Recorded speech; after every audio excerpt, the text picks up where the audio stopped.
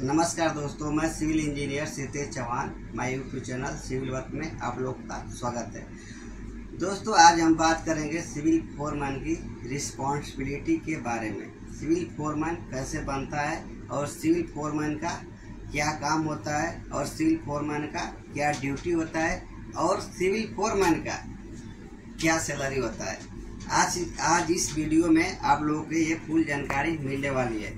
जो भी नया और fresher engineer, civil foreman, civil चार्जेंट है, उन लोगों के लिए बहुत मोस्ट इम्पोर्टेंट ये वीडियो है। ठीक है, तो दोस्तों आज हम बात करेंगे कि सिविल फोरमैन कैसे बनते हैं। तो देखिए, कुछ लोग तो ऐसे होते हैं, जैसे इंडिया में वो लोग को पास डिग्री होती है और किसी के पास डिप्लोमा होता है। तो वो लोग क्या करते हैं कि डिग्री डिप्लोमा वाला तो डायरेक्ट वो इंडिया का एक्सपीरियंस होता है, इंडिया के एक्सपीरियंस के थ्रू वो लोग विदेश में जा सकते हैं। ठीक है, तो विदेश में जाके काम कर सकते हैं वो डायरेक्ट फोरमैन में। और देखिए, सिविल इंजीनियर में डायरेक्ट वही नहीं जा पाता है। ठीक है, सिविल इंजीनियर में जो साइट का सिविल इंजीनियर जो साइट का जो भी काम देखता है, उस पोजीशन पे डायरेक्ट कोई नहीं जा पाता है सिविल इंजीनियर में। ठीक है, वो जैसे कैसे जाता है कि जैसे उसका कोई बड़ा रेफरेंस होता है, वो उसके थ्रू वो जा सकता है, बट डायरेक्ट आप बिना रेफरेंस का नहीं जा सकते हैं। ठीक है, उसके लिए जैसे कुछ लोग, आप देखिए साइट में फोरमैन कैसे बने। ठीक है, अब बात करते हैं जो पढ़ा लिखा नहीं है वो भी फोरमैन बन सकता है। वो कैसे बन सकता है और कैसे अच्छा सैलरी कमा सकता है, उसके लिए ये है, जैसे कोई वर्कर साइट पे काम कर रहा है। ठीक है, अगर वो वर्कर अच्छा काम कर रहा है तो फोरमैन की नज़र में, सिविल इंजीनियर की नज़र में वो आ जाएगा। तो उसको क्या करता है, सब लोग उसको चार्जेंट बना देता है। अब चार्जेंट बनने के बाद उसको क्या होता है, 1 साल से 2 साल 3 साल 4 साल 6 साल का जब उसका एक्सपीरियंस हो जाता है, तो कंपनी अगर अच्छा है उसका, तो उस चार्जेंट को क्या करता है, फोरमैन में बदल देता है, वो उसको फोरमैन का पोस्ट दे देता है। अब देखिए, अब सबसे इम्पोर्टेंट बात ये हो गया कि जैसे अब वो फोरमैन तो बन गया।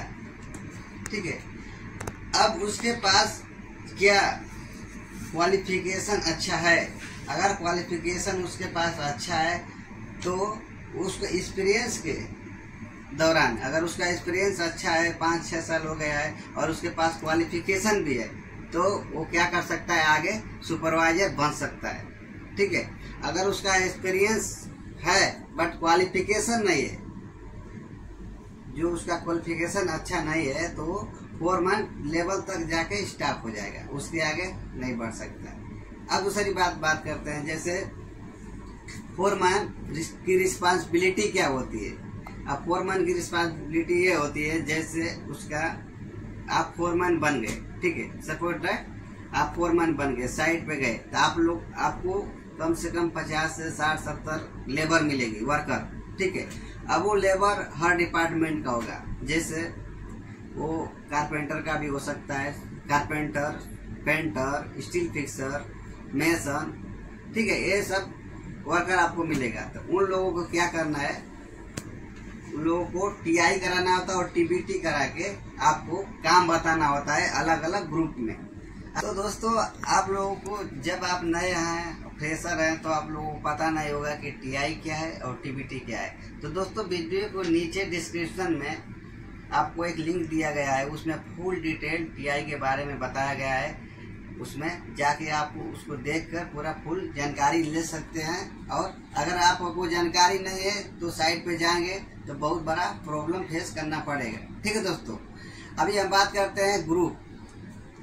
फोरमैन का रिस्पांसिबिलिटी होता है कि ग्रुप बाय ग्रुप डिवाइड करके काम बताना। ठीक है, काम बता के काम पे भेज देना। ठीक है, तभी जो ग्रुप डिवाइड करेंगे, जैसे कारपेंटर का ग्रुप डिवाइड कर दिया तो 5-6 लोगों का, 5-6 वर्कर का ग्रुप होता है। ठीक है, तो उसमें एक चार्जेंट होना चाहिए।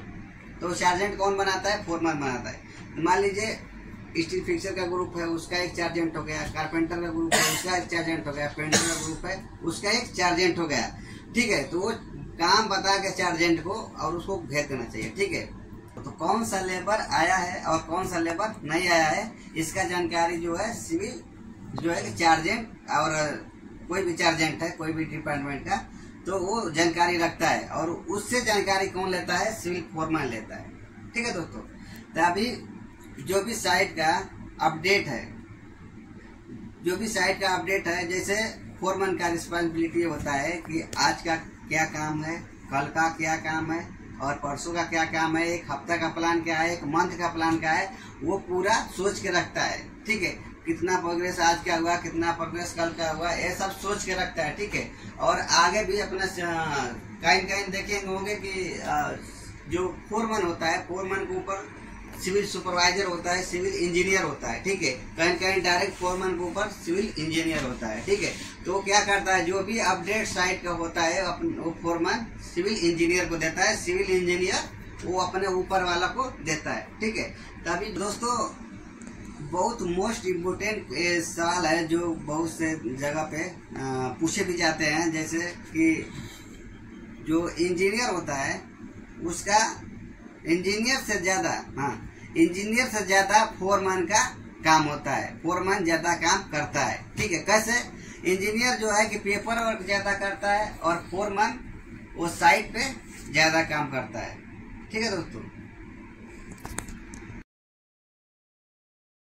तो दोस्तों मोस्ट इम्पोर्टेंट ये भी है कि जैसे सिविल जो इंजीनियर का जो काम होता है वो पेपर वर्क ज्यादा होता है और सिविल फोरमैन का जो काम है साइड वर्क बहुत ज्यादा होता है। तो हम ये है जैसे सिविल इंजीनियर से ज्यादा काम सिविल फोरमैन का होता है। ठीक है,